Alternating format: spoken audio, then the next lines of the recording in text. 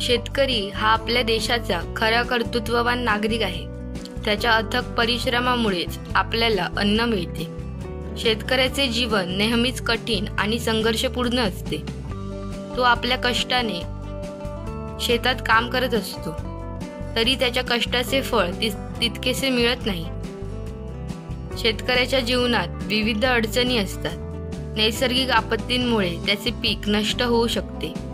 तसेच कमी पाऊस, जलस्रोतांची टंचाई आणि पिकांतील विविध रोग यामुळे त्याला संकटांना सामोरे जावे लागते.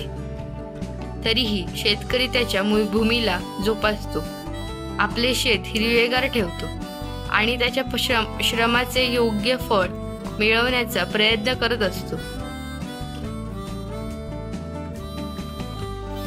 शेतकऱ्याला आधुनिक तंत्रज्ञानाची मदत मिळाली पाहिजे, जेणेकरून त्याच्या कामामध्ये अधिक प्रगती होईल.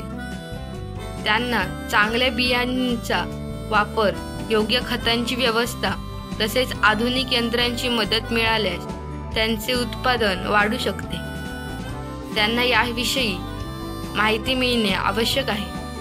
शेतकऱ्याच्या जीवनात अनेक अडचणी असूनही त्याच्या परिश्रमामुळेच देशाचा अन्नसाठा भरलेला असतो.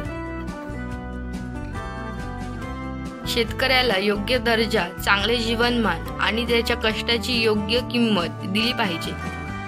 शेतकरी आपल्या देशाच्या अर्थव्यवस्थेचा कणा आहे. त्यांचे जीवन सुधारल्यास देशाची प्रगती सुनिश्चित होईल. म्हणूनच शेतकऱ्याच्या उन्नतीसाठी आपल्याला एकत्र येऊन प्रयत्न करणे आवश्यक आहे.